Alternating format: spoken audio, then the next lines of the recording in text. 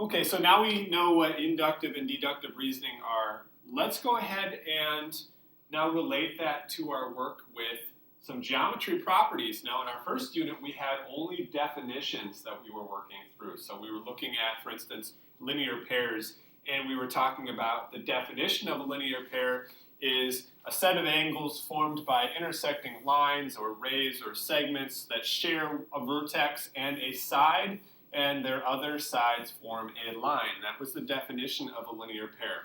But some of you guys also noticed that there's something true about linear pairs, and that is that they will add up to 180 degrees, which would make sense since a line is kind of like a straight angle which adds up to 180 degrees or is 180 degrees. So we now have our first property, our first conjecture. So conjecture and property are two terms that are kind of used interchangeably, but basically it's one step past the definition. It's what is true about the particular geometry concept beyond just the definition.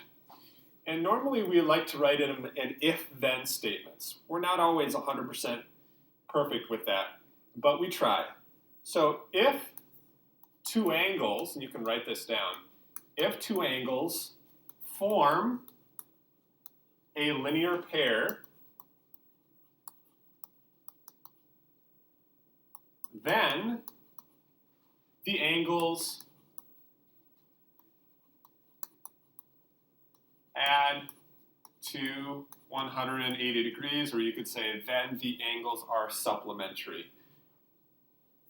All right, so if we made these two segments here, and we called this angle 1 and this angle 2, angle 1 plus angle 2 add up to 180 degrees, and that would be true of all of the linear pairs. So these two being a linear pair would add up to 180 degrees. These two being a linear pair would add to 180 degrees, and so would these. But I'll just label the 1 and 2 there. All right, so if we know that a linear pair adds up to 180 degrees, what is true about vertical angles? In other words, what's true about the angles that share a vertex but don't share any sides? We know from our first unit that vertical angles would be like these two right here. They're opposite each other, they share this vertex, but they don't share any sides. Or these two angles right here would be a vertical pair of angles. You guys also noticed what was true about vertical pairs back in chapter 1, because I remember talking about that a little bit when you noticed that. And basically, we noticed that vertical pairs are congruent.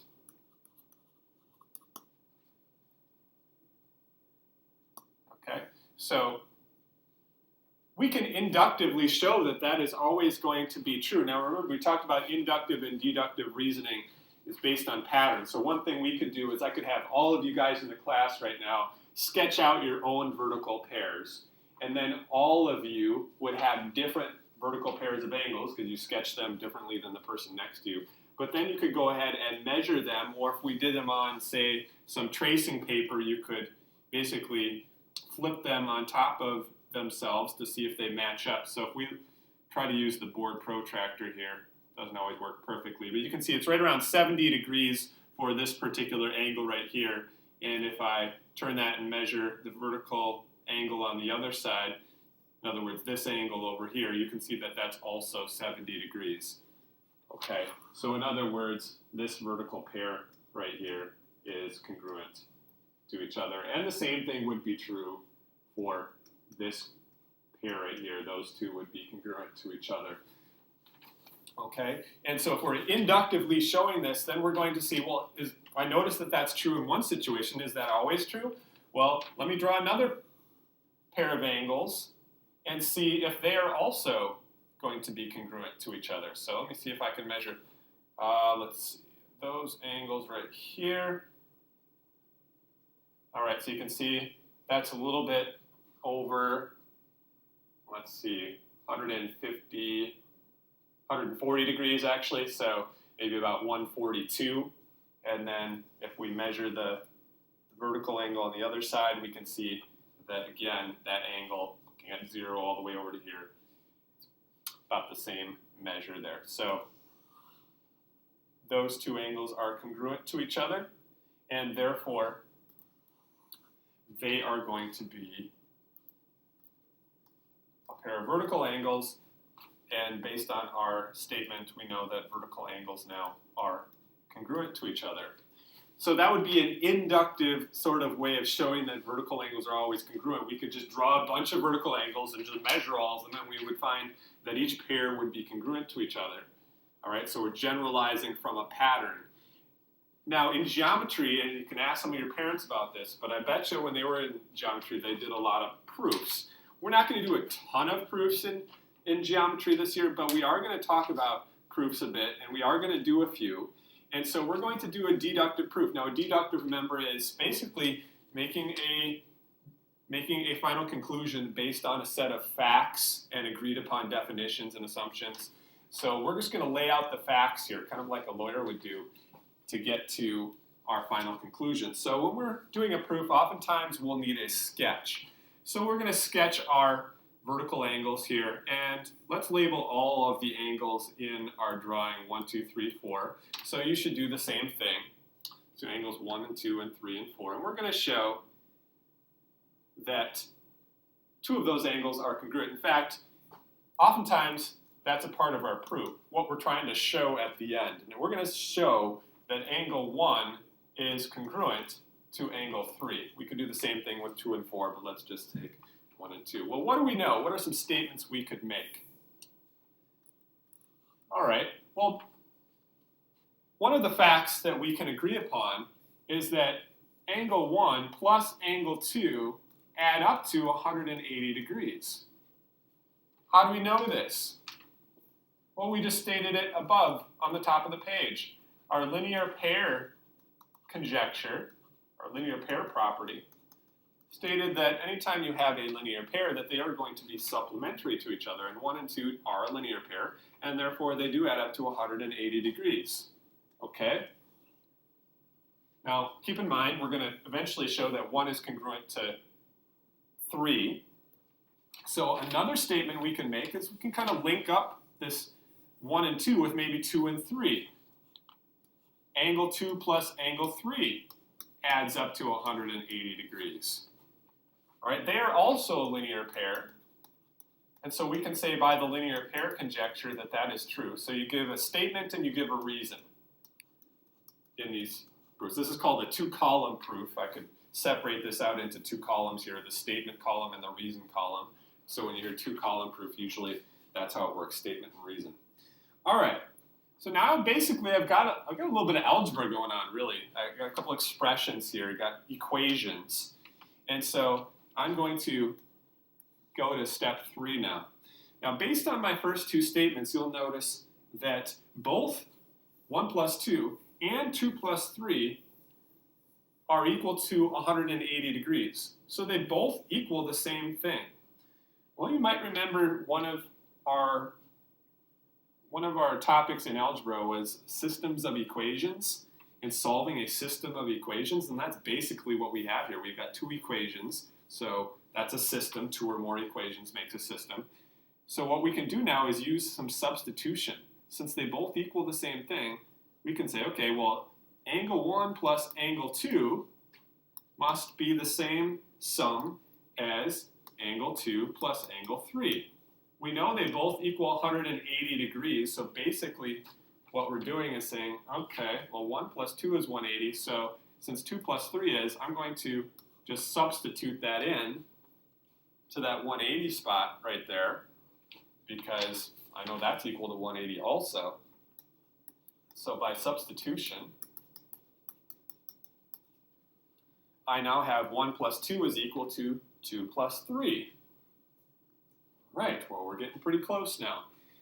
Now, if we're trying to show, remember back up here, that angle 1 is congruent to angle 3 or is equal to angle 3, let's see what we got here. If we got 1 plus 2 is equal to 2 plus 3, think about an algebra process here. What could we do? Well, we have an equation, and what we can do in an equation, we can add or subtract the same thing from both sides of the equation. To undo addition, I'm going to subtract angle 2 from this side, and what I do to one side of the equation, I have to do to the other in the front of my room. I have the 10 commandments of math, and you might notice that number 8 is thou shalt do to one side of the equation what thou doest to the other. And I am definitely following that commandment here. So what happens? Well, that eliminates angle 2 from this side, and it eliminates angle 2 from this side, so I subtracted the same thing from both sides. So now what do I have left? Well, now I have angle 1 is equal to angle 3. And that is what I was trying to show. So by the way,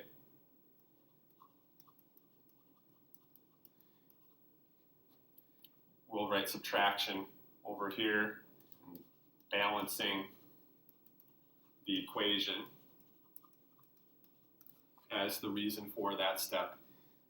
All right, so now we know, and now we have proved what we were trying to show, that vertical angles, angle 1 and angle 3, are congruent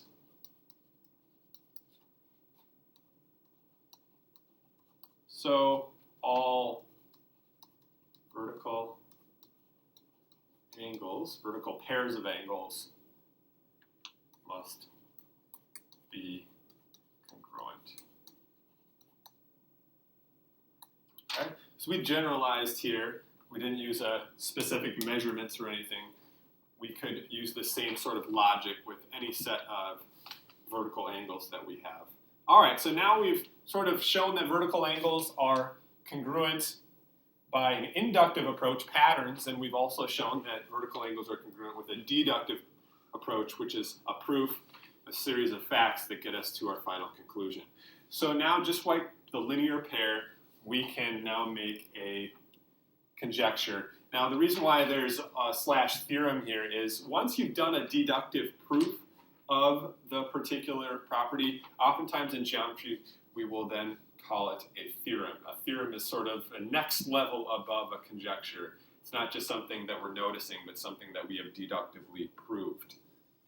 Okay, so once again, let's do an if-then statement. If two angles form a linear pair, then the angles are congruent. All right, so we might show with our little drawing over here whenever we make a property, just like in the first unit when we did our definitions, it's good to make a little sketch over on the side here. So if I label these 1, 2, 3, 4, I can then say angle 1 is congruent to angle 3, and angle 2 is congruent to